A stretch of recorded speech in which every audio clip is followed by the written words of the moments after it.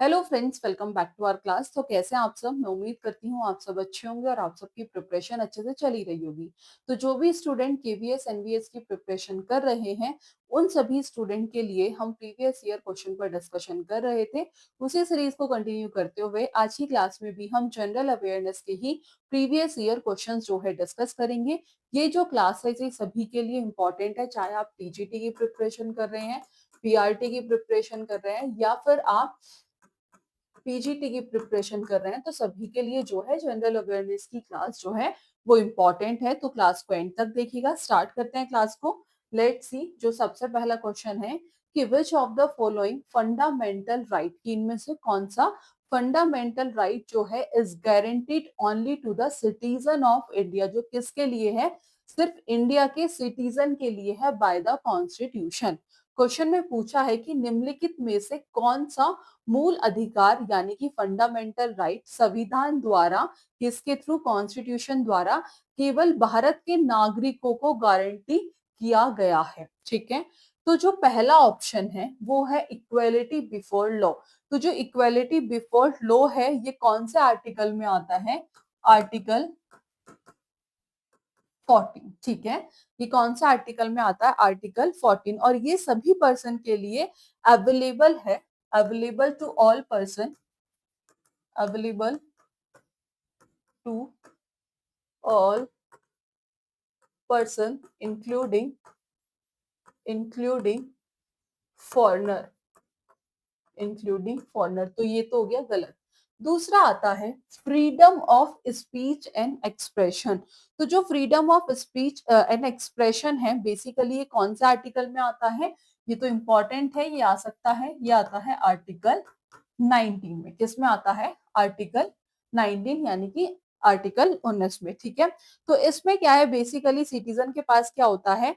Right होता है freedom of speech and expression का। ठीक है, तो तीसरा ऑप्शन है लाइफ एंड पर्सनल लिबर्टीज। तो लाइफ एंड पर्सनल लिबर्टी ये कौन से आर्टिकल में आता है? ये आता है तुम्हारा आर्टिकल 21 में। किस में आता है? ये आता है आर्टिकल 21 में। और ये भी क्या है? सभी पर्सन के लिए क्या है? अवेलेबल है, अवेलेबल टू ऑल पर्सन। अब है protection from being compelled to be a witness against oneself. ठीक है, ये आता है आपका आर्टिकल आर्टिकल 23 में। और इसमें क्या होता है? ये भी सभी एक्यूज्ड पर्सन के लिए अप्लाई होता है, apply to all accused person, not only citizen। तो जो आपका सेकंड ऑप्शन है freedom of speech and expression, ये फंडामेंटल राइट जो है ये गारंटेड किसके लिए है? सिटीजन ऑफ इंडिया के लिए बाय द कॉन्स्टिट्यूशन। तो जो आपका सेकंड ऑप्शन है ये क्या हो जाएगा? सही आंसर। ठीक है जी, क्योंकि ये गारंटेड किसके लिए है? ये जो गारंटेड किसके लिए है? ओनली सिटीजन ऑफ इंडिया के लिए है। ठीक है, next question, question number second है the ancient city of Harappa was built on the bank of which river? कि हड़प्पा का प्राचीन शहर जो है वो किस नदी के किनारे बनाया गया था? डायरेक्ट क्वेश्चन है, अगर आपको पता है तो आप आंसर जो है वो करेक्ट कर दोगे। ठीक है, ऑप्शन में है रवि, सतलुज, कोसी या फिर मीरा। तो किसके पास बनाया गया था? That is Ravi river. तो जो सेकंड ऑप्शन है ये क्या हो जाएगा? सॉरी, जो फर्स्ट ऑप्शन है ये क्या होगा? सही आंसर। ठीक है, नेक्स्ट देखते हैं क्वेश्चन नंबर थर्ड। से पहले इसकी एक्सप्लेनेशन जरूर देख लेते हैं कि ancient city of Harappa was built on the bank of the Ravi river. कि प्राचीन शहर हड़प्पा रावी नदी के तट पर क्या है? बसा हुआ था। which is one of the 5 major tributaries of the Indus River। और रावी रिवर जो है वो प्रोवाइडेड करती है असेंशियल वाटर रिसोर्सेज किसके लिए? एग्रीकल्चर के लिए, डेली लाइफ्स के लिए, ट्रेड के लिए, और supporting the growth of this important urban centre of the Indus valley civilisation. ठीक है, next question, question number third है कि which of the following statement is correct? कि इनमें से कौन सी स्टेटमेंट जो है वो सही है, किसके regarding, national food security act के रिगार्डिंग, जो इनैक्ट हुआ था 2013 में, जो कि फूड सिक्योरिटी प्रोवाइड करता है to household in India. ठीक है, लेट्स सी फर्स्ट ऑप्शन। इन्होंने कहा है कि 75% ऑफ द रूरल पॉपुलेशन, ठीक है, 75% of the rural population and 50% of the urban population has been categorized as eligible household for food security। बात तो सही है। दूसरा ऑप्शन में 50% रूरल नहीं तो 75% होता है रूरल पॉपुलेशन, गलत।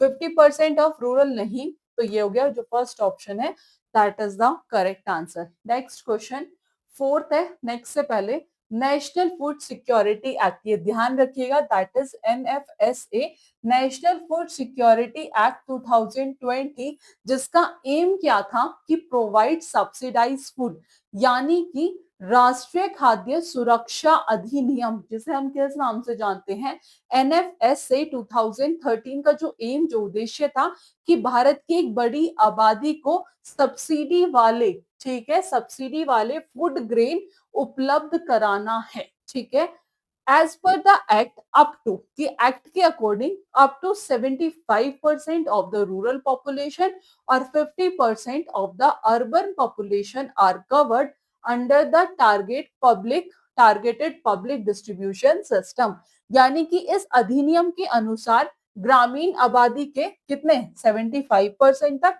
और शहरी आबादी के 50% तक लोग लक्षित सार्वजनिक वितरण प्रणाली के अंतर्गत आते हैं। ठीक है, और ये जो परसेंटेज है correspond to the eligible household for receiving food security benefits. Is that clear? तो ये आप ध्यान रखिएगा।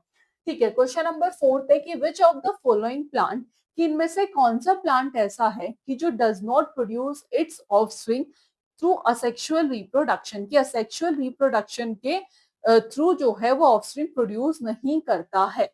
तो पहला है शुगर केन। आप सभी जानते हैं जो शुगर केन है इसमें क्या होती है, stem cutting,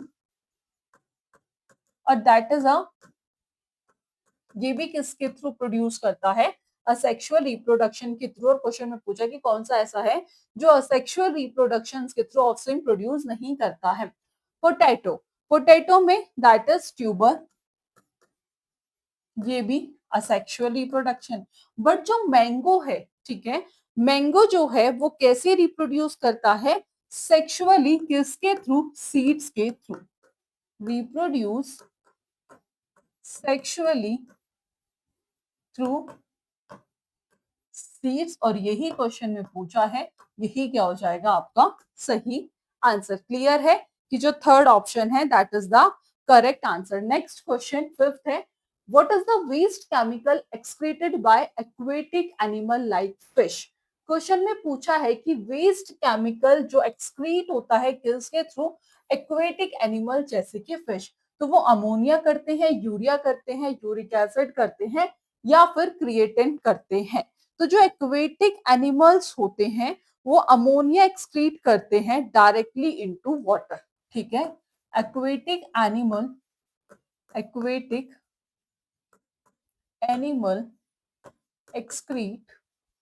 excrete ammonia directly into water में क्या करते हैं, अमोनिया जो है वो एक्सक्रीट करते हैं। ऐसा क्यों है, क्योंकि because it is highly toxic, because, और डाइल्यूट होने के से ज्यादा पानी की जरूरत होती है, बिकॉज इट इज, ये कैसा है, ये हाईली टॉक्सिक। ठीक है, because it is highly toxic. और सेकंड आ जाता है इसका कि require large amount of water to dilute, require large amount of water to dilute, कि डाइल्यूट होने के लिए इसे ज्यादा मात्रा में पानी की जरूरत होती है। ठीक है, तो पहला है अमोनिया, तो अमोनिया क्या हो जाएगा सही आंसर। ठीक है जी, जो टेरेस्ट्रियल एनिमल्स होते हैं वो यूरिया को एक्सक्रीट करते हैं।